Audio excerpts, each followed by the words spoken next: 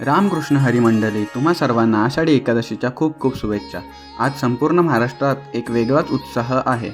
आपल्या कोस्ते बुद्रुक गावात तर आज सकाळपासूनच भक्तिमय वातावरण तयार झालंय।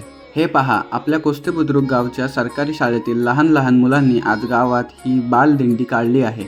डोक्यावर तुळशी वृंदावन, हातात भगवे झेंडे आणि मुखात माऊलींचे नामजप। या लहान मुलांमध्ये विठ्ठलाचे हे रूप पाहून खरोखरच मन भरून येतं। पंढरपूरच्या वारीची हीच तर खरी परंपरा आहे, जी एका पिढीकडून दुसऱ्या पिढीकडे अशीच पुढे जाते। तर मित्रांनो, तुम्हाला माहीत आहे का की आषाढी एकादशी म्हणजे नक्की काय? तर मित्रांनो, आषाढी एकादशी म्हणजे आषाढ महिन्यातील शुक्ल पक्षातील एकादशी तिथीला येणाऱ्या एकादशीला आषाढी एकादशी म्हणतात।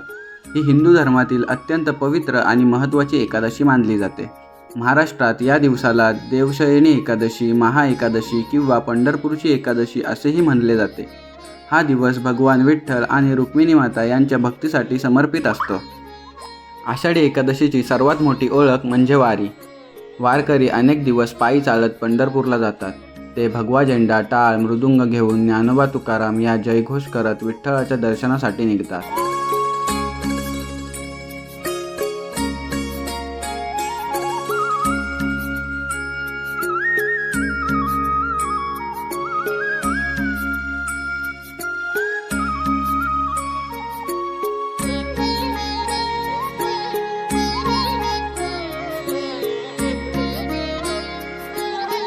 तर आज आषाढी एकादशी निमित्त आमच्या गावामध्ये संध्याकाळी भजन होतं। संध्याकाळ होताच संपूर्ण गाव विठ्ठल नामात रंगून गेलं आणि मंदिरात सुरू झाली हरिनामाचा गजर। तर मित्रांनो, गावाकडची आषाढी एकादशी म्हणजे फक्त सण नाही, तर श्रद्धा, भक्ती आणि एकोप्याचा सुंदर अनुभव आहे।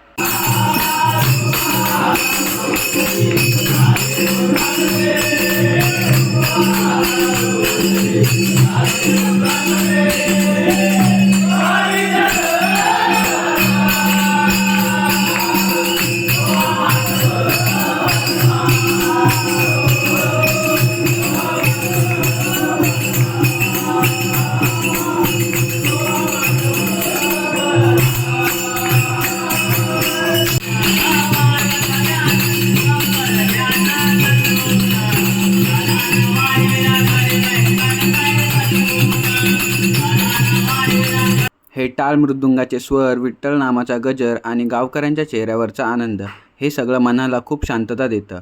भजन म्हणताना प्रत्येकाच्या आवाजात खरी भक्ती जाणवते।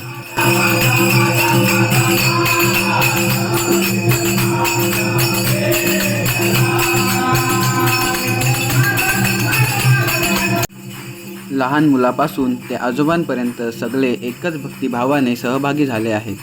गावातील अशी परंपरा आणि एकत्र येऊन केलेलं भजन हीच आपल्या संस्कृतीची खरी ओळख आहे।